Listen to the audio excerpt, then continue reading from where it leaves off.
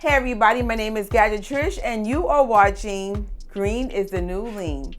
This is my quest on getting my quarantine weight off by doing something called 7 minutes of fitness challenge. And I'm basically working out for at least 7 minutes a day for at least 100 days. I'm also gluten-free with a Dr. Sebi twist. And today is February 15th. This is the 15th day of the challenge. Now, technically, this is the third week, the start of the third week, but I still have one more serving left. And since yesterday was Valentine's Day and I didn't want to bring the cameras at my family's house, I said, you know what? Let's just show you what I ate last week and just give you some ideas on things that you could incorporate in your Dr. Sebi gluten-free journey. Now, I start my day with something called a ginger shot, and I have a completely separate post on how I made it. Links are below. I think the ginger shot is one of the key reasons why my weight loss is doing really well. If you want to see how much I weigh, every Tuesday I post my weigh-ins. So guess what? By the time this video gets uploaded, it will be Tuesday. So make sure you click on the links to the Green is the New Lean website. Ginger shots are very, very hot and spicy, but there's benefits to them, including getting rid of inflammation. And so I will also leave links in the description bar about the benefits of incorporating ginger in your diet. But if you can handle the heat, you will be so happy you're starting your day like this. Don't forget to chase it with 25 ounces of spring water, and that's the very start of my day. Next, it's workout time, and I'm working out with Deja Raleigh. I met Deja Raleigh during quarantine last summer, and I loved her energy so much. I was like, look, if I cannot go back to the gym because the restrictions are insane, then I'm gonna work out from home, and I'm gonna work out with someone that is really, really, really positive. So shout out to Deja Raleigh. Thank you for being part of this journey. And now it's finally breakfast. And breakfast consists of ginger pulp from the ginger shot, 1 cup of strawberries, about 3/4 cup of broiled bananas. If you can't find broiled bananas in places like a bodega shop or maybe a specialized supermarket, you can also use baby bananas, which I personally get mine from Whole Foods. Make sure you put your 2 tablespoons of sea moss gel. I also like to put a cup of elderberry tea that I have a separate post on. And that's also being soaked with about 3 dates.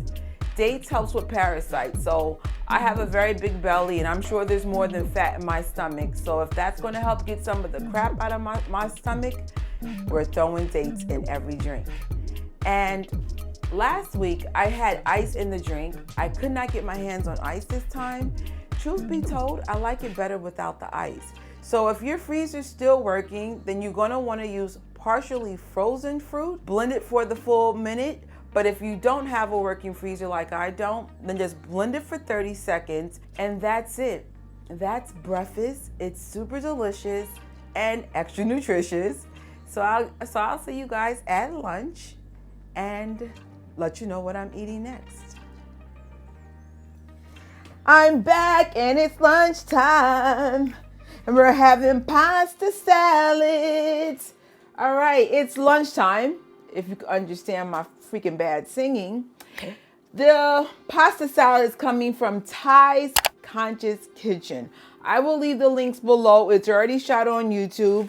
The only difference is I'm using gluten-free chickpea pasta instead of like a kamut pasta, which is not gluten-free.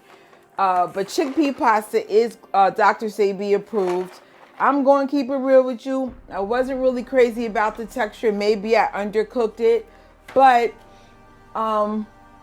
what I did, I used 2 boxes of this and doubled the ingredients from the Ty's Conscious website.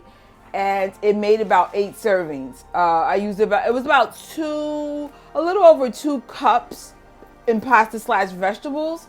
Instead of using his suggested, I think he had like a ranch dressing and another dressing on there. I went with his mayo. Like he had like a alkaline mayo, and instead of using oil, I used like grapes. What do you call it? sea moss gel. So I was pretty much, I kind of kept it oil free, but I did add some additional Brazil nut cheese to give it like a cheesy flavor. So it's not a low calorie type of thing, but it is oil free, gluten free, and Dr. Sebi approved. I just wanted to give a shout out to Ty's Conscious Kitchen. He also has an alkaline gluten-free book. I would suggest picking it up. I haven't tried every recipe, but I might be gluten-free for a few months. So pick this up just in case we start using this book, just to give you a heads up. You could download it as a Kindle, or you could purchase this on Amazon and probably his website, but don't quote me on that. So before I put the mixture in here, I have some leftover romaine lettuce. I'm going to chop it up, and in addition, I'm going to add 1 plum tomato. And then I'm going to put the pasta mixture on top. I personally would have wanted more dressing on this, but I'd rather have put more vegetables. And that is lunch. Oh, and I forgot to mention, I did have another bottle of spring water while I was out. And that's it, guys. The next thing is dinner. So I'll see you at dinner. It's dinner time. But before we discuss the soup of the night, I've also wanted to mention that I have been snacking on these Turkish figs. I love these figs. They're from Trader Joe's. They are so good. And they were helping me with my sweet tooth. I had a sweet tooth in week 2. So this is something you might want to throw in your pocket. Some days I had 2 or 3 servings. But listen, if you want to know how much I weigh, don't forget to head to my website. Even I was surprised. All right, so let's discuss dinner. This butternut apple soup was featured on a YouTube post I did months ago.